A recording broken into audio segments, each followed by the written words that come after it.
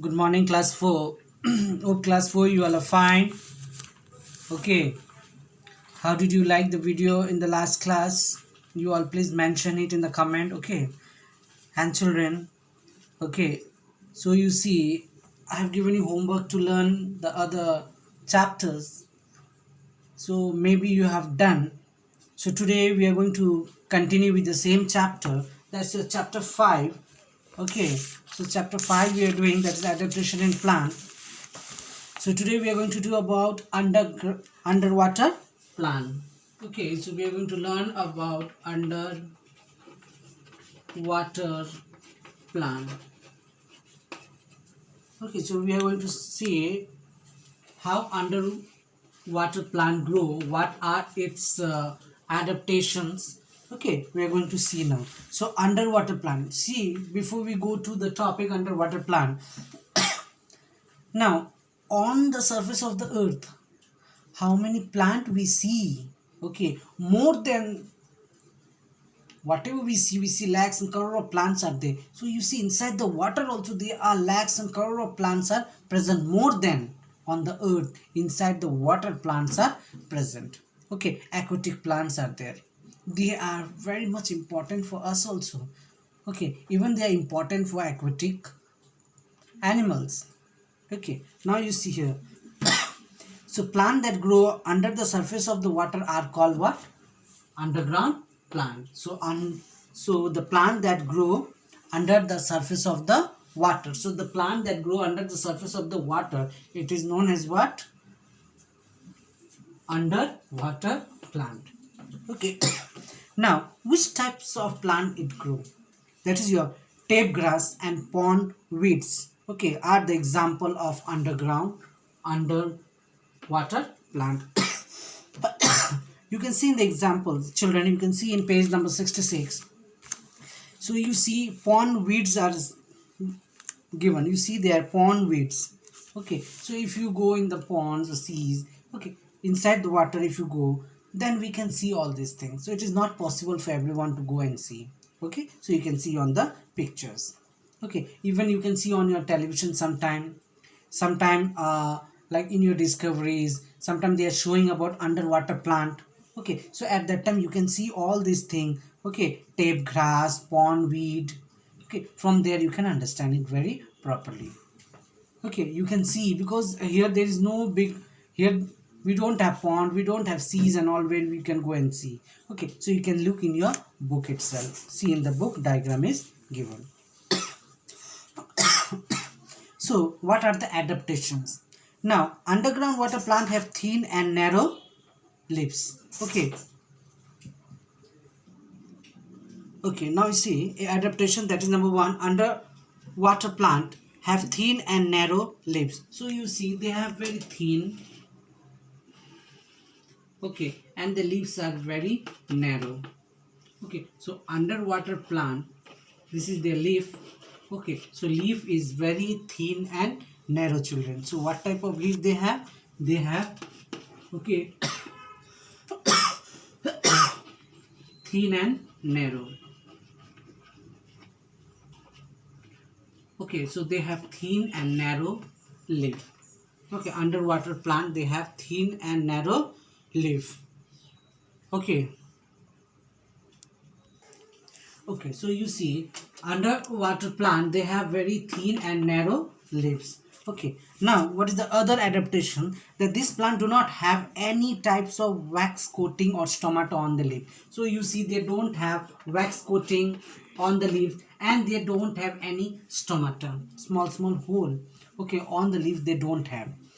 They absorb and release air directly through the surface. So from the surface, okay, from the surface of the water, okay, what they do, they will receive, okay, they absorb and they release air directly from their surface only. So they don't have any stomata, so they absorb and they release the air directly through their surface. So through their surface only, okay, through the surface only they will release the air, they will absorb the air. They don't have any wax on the leaves, and even they don't have any stomata on it.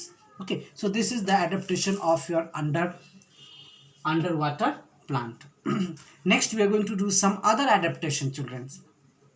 So some other adaptation means insectivorous plant and non-grain plant. So you see in some other adaptations we have here, we are going to see about insectivorous plant. Okay, insectivorous plant. Okay, we are going to talk about insectivorous plant.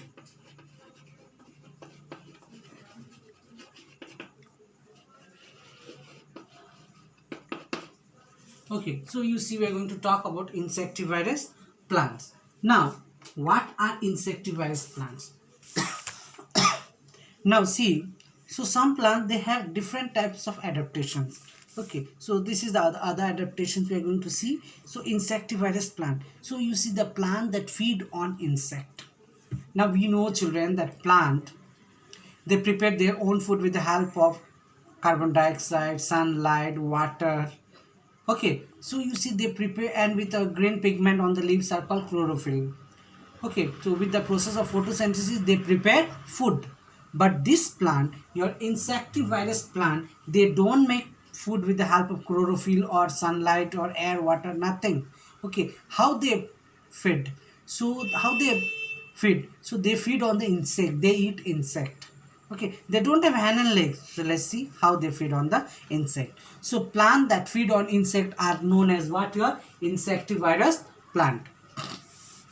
Now examples are Venus flytrap and pitcher plants. Okay, they are the example of your insectivorous plant. These plant they eat insect. Okay, so you see in your page number 67 there is a diagram is given Venus flytrap. Okay, this Venus flytrap. Okay, you see there. Okay, see the diagram is somewhat like this.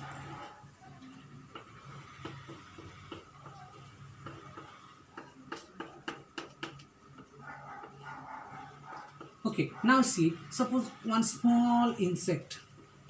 Its insect came and insect sat here. Okay, small one, suppose housefly or any insect, it came here. So what this Venus flytrap they will do? They will close their legs. They will shut down. So what will happen? This insect will die, and this Venus flytrap they will consume it. Okay, they will eat it. So you see this Venus flytrap. So plant. They have a leaves that are in the forms of boxes with hings. Hings means I have said you see like this. Okay, like a teeth you have, this is called a hings. So these leaves are in the form of small boxes. Okay, so these leaves have hair along the edges. Okay, so you see they have small hair also. Okay, on the edges. Now what happens when the insects sit here? They close the leaves and the insect dies. Okay, so when an insect sits on the leaves and touches the hair, the leaves shut and the insect get trapped. Now see, children, it has a hair. So when insect will sit and insect will touch this hair, so it is so sensitive that the leaves will come to know, yes, something is inside. So automatically when insect will touch its hair with its body, so it will automatically close the leaves. Okay, and when it will close the leaf, the insect will get trapped, and plant Venus flytrap, it will eat the plant. Okay, so you see these plants are your insectivorous plant. Insectivorous plant means the plants that feed on insects. So they don't feed on any other thing. They feed on insect. They don't have chlorophyll that they will prepare a food. Okay, so they don't prepare food by itself. So they depend on insect for their food. Got it?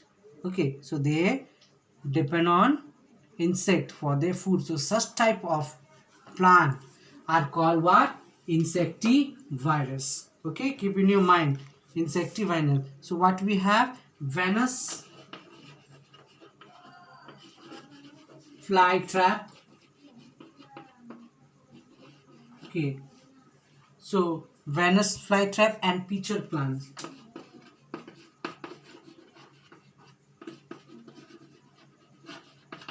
So look at the blackboard, children. So you see there are two type of plant. So Venus flytrap and pitcher plant. So they are called what? They are called insectivorous plant. So they feed on the insect. They does not make any food by themselves. Okay, with the chlorophyll, sunlight, carbon dioxide, water, they don't make any food by themselves. So they feed on insect. Okay, that is why this type of plant, that is Venus flytrap and pitcher plant, are called what? Insectivorous plant. Okay, if you see it, okay, then you will believe, yes, it consumes insect. That means it feed on insect. Okay, see now, so I've said you how it will get trapped. Okay, so now let's come to the other. See, the pitcher plants has leaves that are in the forms of pitcher with a lid to cover the mouth of the pitcher. When an insect sits on the pitcher, the insect get trapped. Now see, you see children, in page number 67 there is a pitcher plant diagram is given. Okay, I'll try to draw a little bit roughly. Now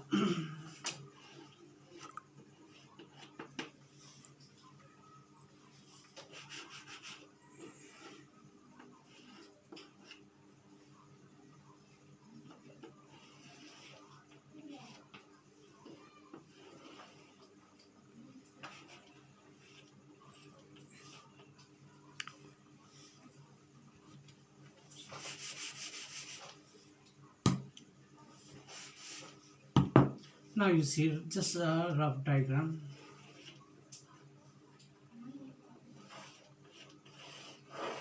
Okay, pitcher plant has a lid.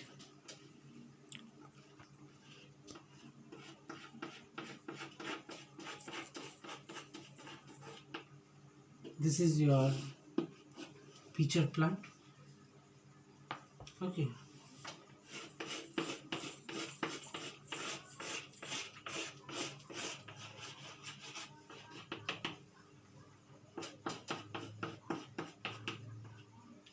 now see children, in this pitcher plant how they will eat the insect. So you see, suppose here it is opening is there, so insect, suppose here insect came inside by flying, they thought it is a flower.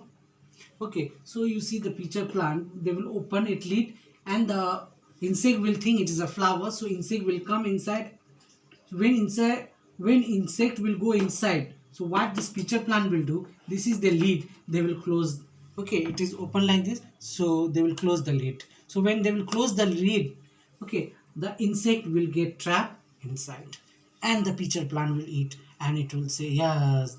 Okay, it hung. So what, so its hunger will get completed, so it will become very happy as it got insect to eat. Okay, so in this way insect get trapped in the pitcher plants. So Venus flytrap and pitcher plant I have seen. Now see, next is your known green plant. Children, there are some plants are there which are not green in color. Okay, so plant do not, why they are not green in color? Because some plant, they don't have any chlorophyll. Okay, they don't have any chlorophyll, that is why they are called known green plant. So why they are known green plant? Okay, they are called known green plant because they don't have any chlorophyll in them and they are not green in color, that is why they are called known green plants. Okay, so you see the example are the Indian pipes and coral roots are the example of your known green plants.